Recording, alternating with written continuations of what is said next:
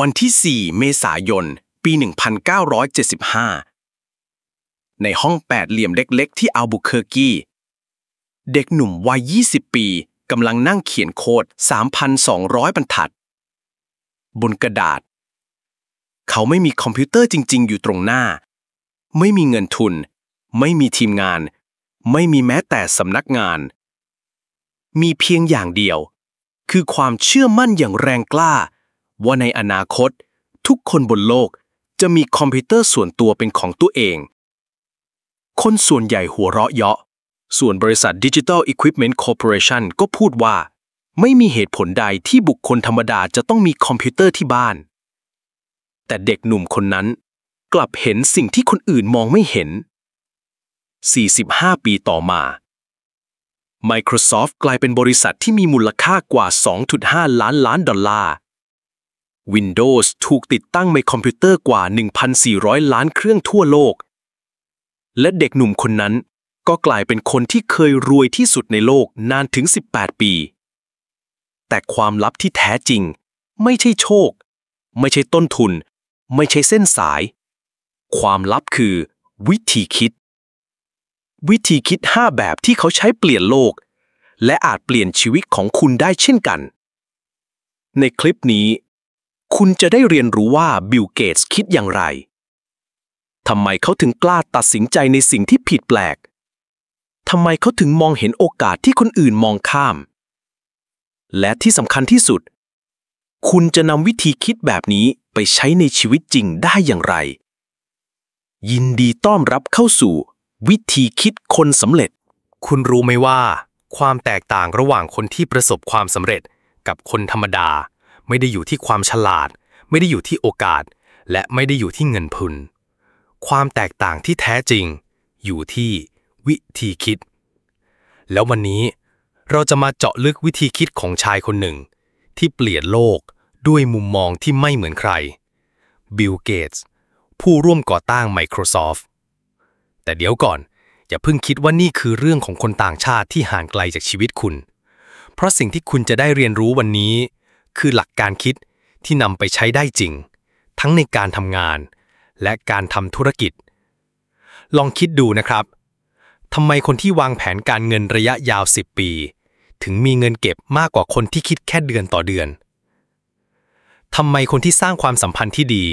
ถึงได้โอกาสมากกว่าคนที่ทำงานเก่งแต่ทำทุกอย่างคนเดียวคำตอบอยู่ที่วิธีคิดแบบเดียวกับที่บิล เกตส์ใช้สร้าง Microsoft เขาไม่ได้แค่สร้างซอฟต์แวร์เขาสร้างกรอบความคิดที่เปลี่ยนวิธีการทำธุรกิจของทั้งโลกและกรอบความคิดแบบนั้นไม่ได้จำกัดอยู่แค่ในอุตสาหกรรมเทคโนโลยีมันใช้ได้กับทุกอาชีพทุกตำแหน่งงานและทุกเป้าหมายในชีวิตวันนี้เราจะแยกแยะ5วิธีคิดหลักของบิล เกตส์ที่เปลี่ยน Microsoft จากบริษัทเล็กๆให้กลายเป็นบริษัทระดับโลกมูลค่า 2.5 ล้านดอลลาร์และที่สำคัญที่สุดเราจะได้เห็นว่าคุณเองก็สามารถนำหลักคิดเหล่านี้ไปใช้ในการทำงานได้เช่นกันไม่ว่าคุณจะเป็นพนักงานผู้ประกอบการหรือแม้แต่นักเรียนที่กำลังวางแผนอนาคต5 วิธีคิดที่เราจะเรียนรู้วันนี้จะเปลี่ยนวิธีที่คุณมองปัญหามองโอกาสและมองอนาคตของตัวเองแต่ก่อนที่เราจะเข้าสู่แต่ละหลักการเรามาทำความรู้จักกับชายคนนี้กันก่อนว่าเขาเป็นใครเริ่มต้นมาจากไหนและที่สำคัญที่สุดเขาคิดต่างจากคนอื่นอย่างไรเพราะเมื่อคุณเข้าใจจุดเริ่มต้นของเขาคุณจะเข้าใจวิธีคิดได้ลึกซึ้งยิ่งขึ้น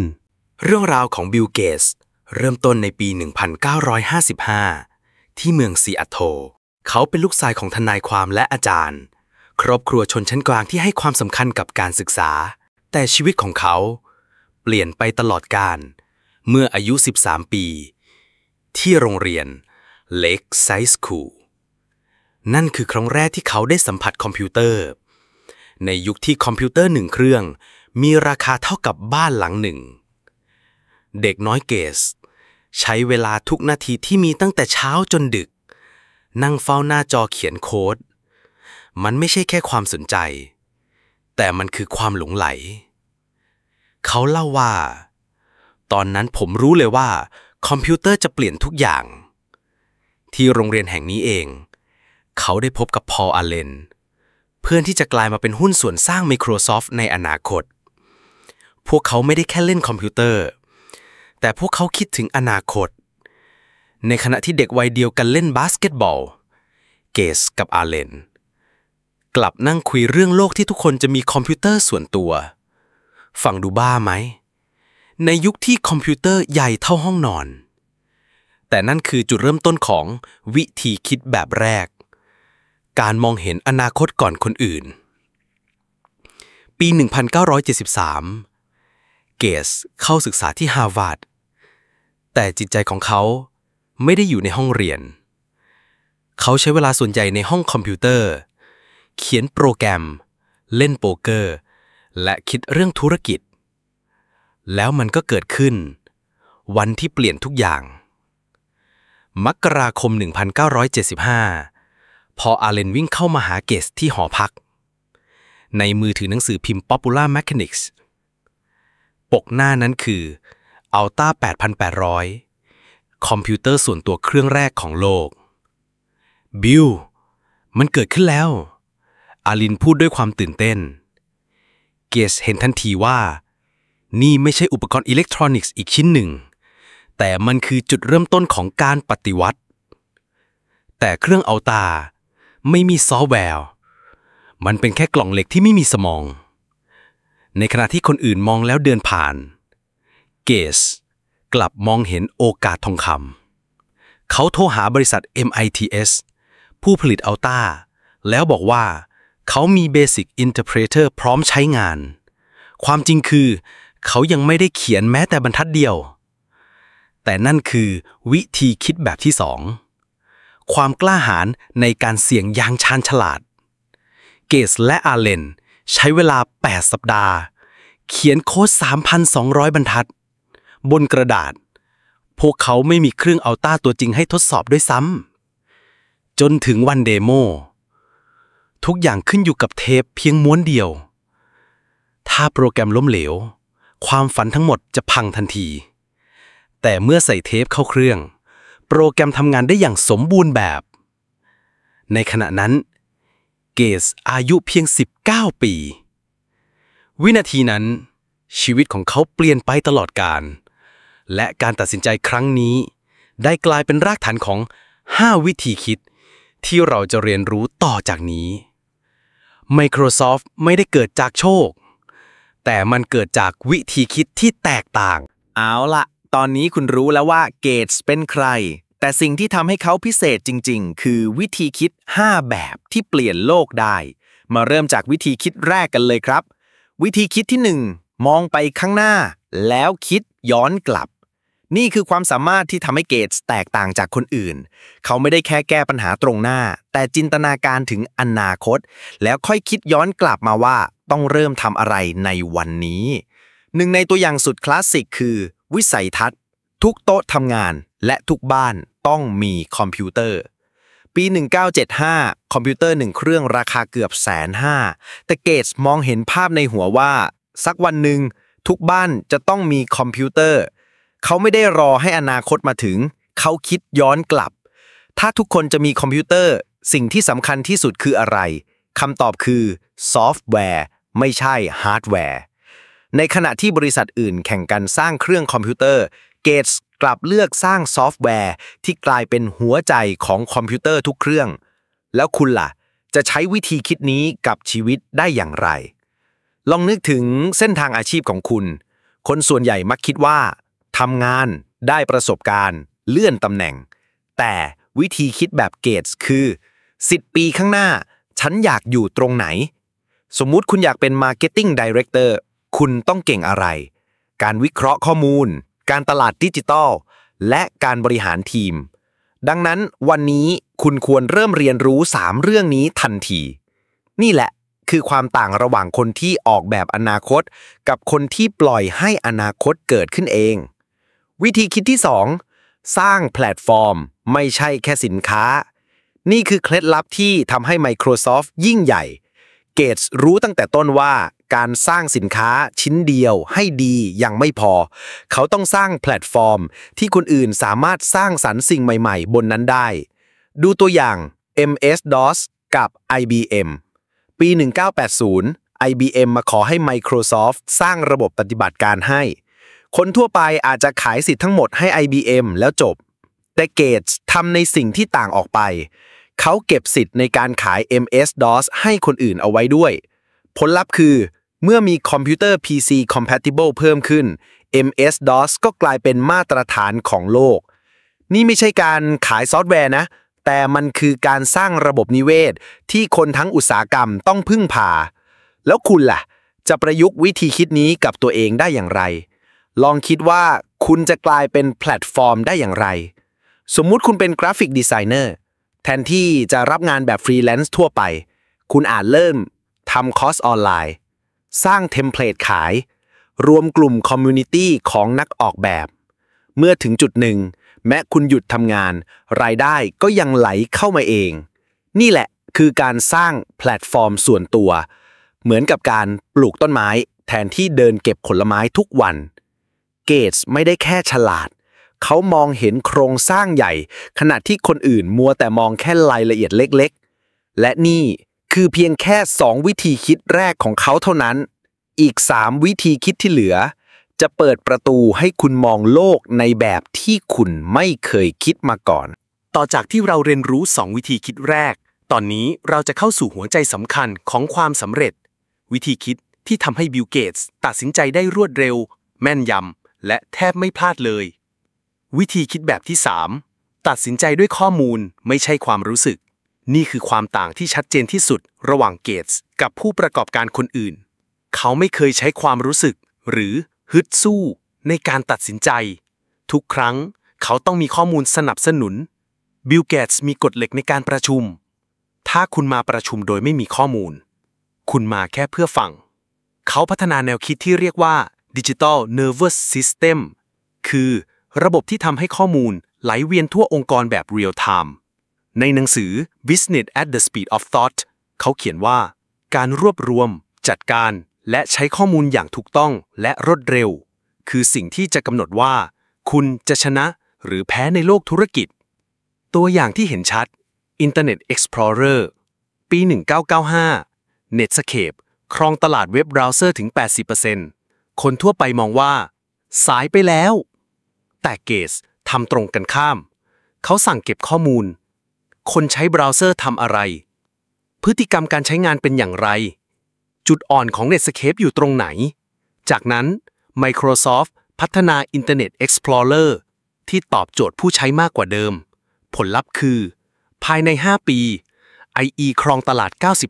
95% แล้วคุณล่ะจะใช้วิธีคิดนี้ยังไงลองดูตัวอย่างการเปลี่ยนงานคนส่วนใหญ่คิดแค่ว่าผมเบื่องานนี้แล้วหางานใหม่ดีกว่าแต่คนที่คิดแบบเกตส์จะถามก่อนว่าเงินเดือนเฉลี่ยในตำแหน่งที่สนใจคือเท่าไหร่สกิลที่ขาดตลาดคืออะไรอุตสาหกรรมที่โตมีอะไรบ้างบริษัทในฝันมีวัฒนธรรมแบบไหนเมื่อมีข้อมูลครบถ้วนการตัดสินใจแม่นยำขึ้น10 เท่าวิธีคิดแบบที่4แยกปัญหาใหญ่ให้เล็กลงแล้วแก้อย่างเป็นระบบนี่คือซูเปอร์พาวเวอร์ที่แท้จริงของเกตส์เขาไม่เคยหวั่นกับปัญหาใหญ่เพราะเขารู้วิธีหั่นมันเป็นชิ้นเล็กๆได้บิล เกตส์เคยบอกว่าปัญหาที่ใหญ่ที่สุดในโลกจะกลายเป็นเรื่องง่ายถ้าคุณแยกมันออกเป็นปัญหาย่อยตัวอย่างเช่นการสร้าง Windows เป้าหมายใหญ่คือสร้างระบบปฏิบัติการที่ใช้งานง่ายสำหรับทุกคนเขาแยกออกมาเป็นอินเทอร์เฟซที่เข้าใจง่ายระบบจัดการไฟล์การรองรับฮาร์ดแวร์หลากหลายความเร็วความเสถียรจากนั้นแบ่งทีมรับผิดชอบทีละเรื่องผลลัพธ์คือ Windows กลายเป็นระบบปฏิบัติการที่คนใช้งานง่ายที่สุดในโลกประยุกต์ใช้ในชีวิตจริงการลดน้ำหนักคนส่วนใหญ่บอกว่าผมจะลด10 กิโลแล้วไปออกกำลังกายหนักๆแต่พอไม่เห็นผลก็เลิกถ้าคิดแบบเกตส์คุณจะแยกแบบนี้อาหารคุมแคลอรี่ออกกำลังกาย หาวิธีที่ทำได้ทุกวัน นอนหลับ พักผ่อนให้พอเพื่อควบคุมฮอร์โมน ความเครียด หาวิธีปลดปล่อยไม่ให้กินตามอารมณ์ แก้ทีละจุด ติดตามผลสม่ำเสมอ ความสำเร็จจะสูงขึ้นหลายเท่า เกสพิสูจน์แล้วว่า ไม่มีปัญหาไหนใหญ่เกินไป ถ้าคุณรู้จักแยกมันออกเป็นเรื่องเล็กๆ และต่อไปเราจะเข้าสู่วิธีคิดสุดท้าย ที่จะไม่เพียงช่วยให้คุณแก้ปัญหาได้ แต่จะทำให้คุณเป็นคนที่เติบโตไม่หยุด เหมือนอย่างที่เกตส์ทำมาตลอด 50 ปี วิธีคิดแบบที่ 5 เรียนรู้ไม่หยุดและจัดการความเสี่ยงอย่างชาญฉลาด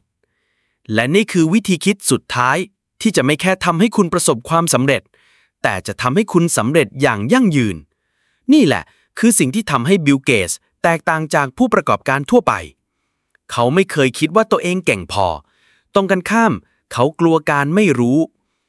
เกตส์สร้างสิ่งที่เรียกว่า Think Weeks คือการหยุดทุกอย่าง2 สัปดาห์ในแต่ละปี เพื่ออ่านและคิดแบบลึก